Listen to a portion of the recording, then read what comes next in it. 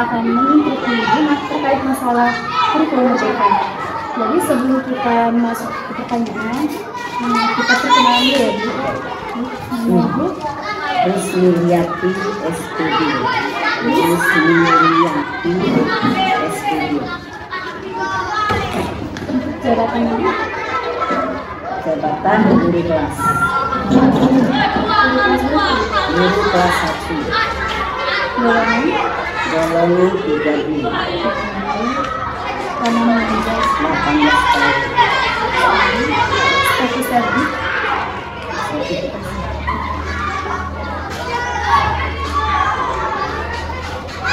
Langsung saja pertanyaan, apakah Ibu memahami tentang kurikulum merdeka? Mengenai kurikulum merdeka ini kita memahami, tetapi belum terlalu mendalami.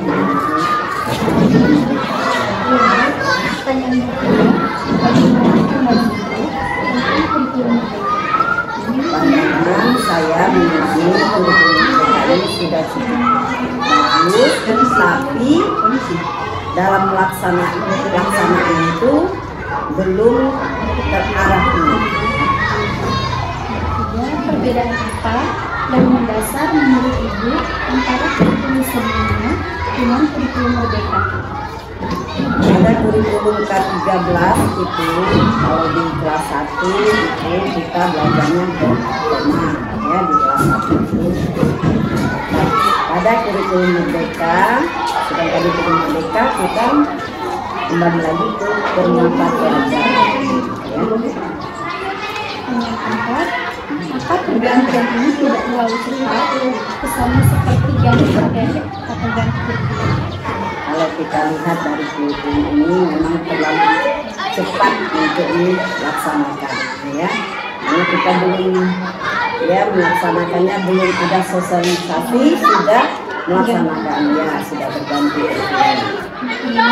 Apakah sekolah Ibu telah menerapkan kurikulum merdeka?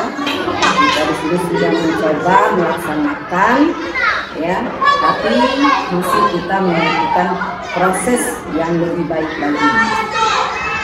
Kalau dia, sejak kapan sekolah Ibu menerapkan kurikulum merdeka?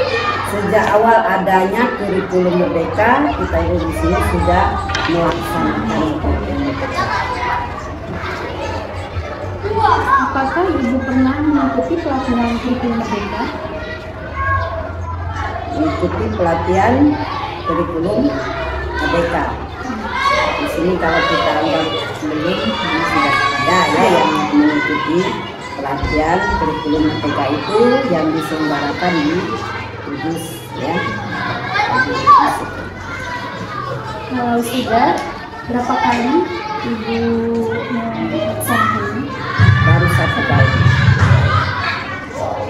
Bagaimana implementasi proyek kurikulum merdeka dalam pembelajaran tersebut? Kalau di kelas 1 itu lebih di kurikulum lingkungan, ya, dan dia mempelajari kelas gitu ya yang ada di sekitar, ya. Kelas 1. Proyek apa saja yang pernah Ibu dilakukan? Kalau di kelas 1 itu proyeknya itu misalnya kayaknya membuat aman seperti kelas 1 kan. Bisa juga kita belajar membuat asing untuk yang di kelas 1. Ya. Pertanyaan selanjutnya terkait dengan profil pelajar Pancasila, profil yang mana yang intens diimplementasikan dalam pembelajaran. Pada profil Pancasila itu kita lebih menekankan kepada prioritas itu seperti di bidang keagamaan, ya, keimanan yang lebih persatunya, ya. Sudah itu bisa menjaga boyong, menjaga kebersihan lingkungan itu ya di sekolah. Terus apa harapan sekolah dengan melaksanakan kurikulum merdeka? Di sini kita mengharapkan atau kita bisa menciptakan siswa itu bisa berkreatif, ya, atau berpotensi berdasarkan nilai Pancasila. Selanjutnya, apakah Hari Merdeka sesuai dengan kebutuhan siswa dan pembelajaran? Ya, itu sudah sesuai dengan kebutuhan siswa ya. Dari segi pembelajarannya bisa terarah ya, lebih kebutuhan sesuai dengan kebutuhan siswa itu. Bagaimanakah interaksi guru dengan siswa selama implementasi kegiatan?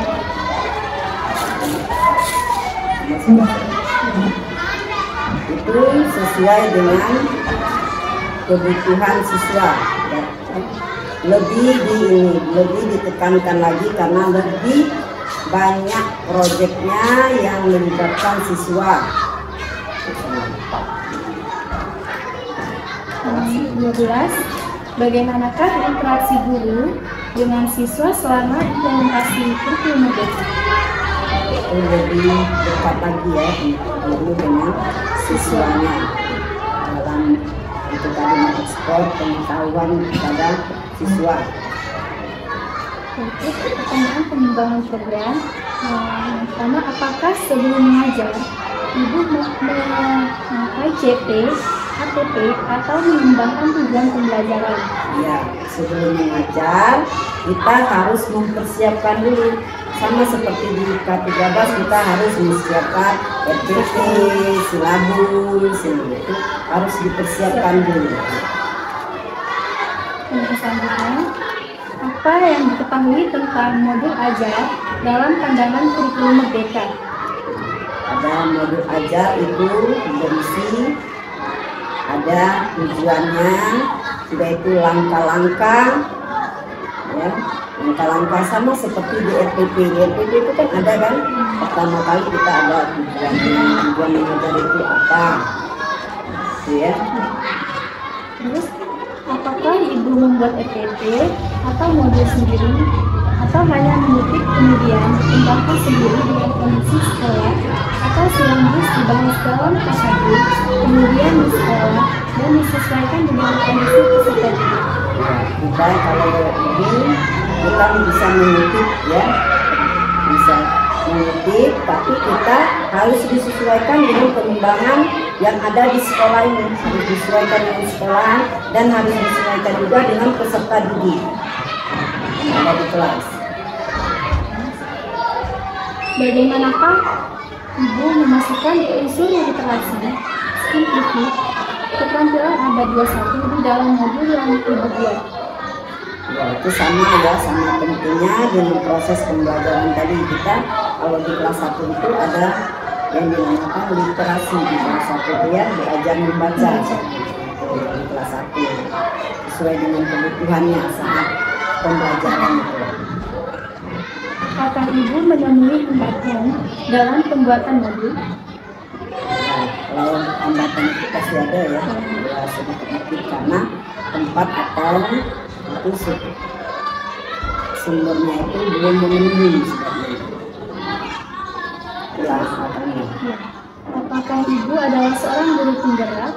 Tidak, Tidak. belum guru penggerak. Ya. Apakah sekolah Ibu adalah sekolah penggerak? Ini juga belum. Tidak. Ini ke pelaksanaan dalam pembelajaran. Pertanyaan pertama, apakah yang Ibu lakukan di awal kegiatan pembelajaran? Di awal kegiatan pembelajaran kita sesuaikan dengan kebutuhan yang ada ya. Misalnya kita kalau mau mulai pembelajaran itu di awalnya itu kan ada persiapan, ini bisa membaca kan ya. Dan itu nanti ada seperti literasi dulu membaca gitu ya. Terus yang kedua, apa yang Ibu gunakan dalam pembelajaran dan bagaimana implementasinya? Yang kedua ya, berbasis proyek, tidak memaksakan anak ya. Di dalam seperti di K13 itu anak, kalau di K13 itu anak itu kelas 1 itu harus sudah bisa membaca. Kalau sekarang ini kan anak diajarkan dulu menghilangkan huruf itu Baru bisa. baru bisa baca. Terus selanjutnya, Apa saja buku pegangan yang Ibu atau sekolah gunakan dalam belajar? Ada buku paket belajar mereka. Terus, media apa saja yang Ibu pernah buat dan sering gunakan dalam kegiatan pembelajaran? Itu kita membaca kolase. Terus, yang selanjutnya, aktivitas apa yang Ibu lakukan dalam kegiatan akhir pembelajaran? Kita di akhir pembelajaran kita mengadakan olahraga kelas 1 itu belum bisa jadi merangkum ya. Jadi kita bertanya, mengadakan pertanyaan. Sudah itu kita dalam memperkuat ya, mengadakan pertanyaan kelas 1. Terus selanjutnya evaluasi belajar untuk pertanyaan-pertanyaan bentuk penilaian apa yang Ibu gunakan dalam belajar? Itu dalam instrumen penilaian itu kita bisa menilai secara checklist, bisa catatan sehari-harinya ya, bisa juga bisa dengan penilaian yang itu disuruh maju ke depan untuk membaca pada berhitung itu cara penilaian mandiri. Terus selanjutnya, apakah Ibu menemui hambatan dalam penilaian dan bagaimana solusinya?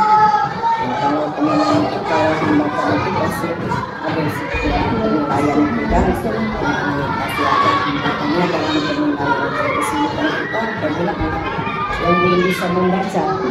Kelas 1 kan banyak yang belum bisa membaca, itu kesulitan kita dalam penilaian itu. Apa saja Ibu melakukan penilaian? Setiap akhir pembelajaran kita mengadakan penilaian pada siswa. Apakah setiap soal yang digunakan di sekolah dikembangkan sendiri atau bersama kakak guru atau lainnya? Dikembangkan sendiri. Untuk pertanyaan terakhir ya Bu, bagaimanakah proses pengembangan soal dalam proses ini? Disesuaikan dengan kebutuhan yang kita ajarkan di dalam kelas. Oke Bu, mungkin itu saja pertanyaan yang saya berikan kepada Ibu. Saya ucapkan terima kasih telah meluangkan waktunya untuk saya. Saya akhiri. Wassalamualaikum warahmatullahi wabarakatuh. Waalaikumsalam. Terima kasih ya Bu.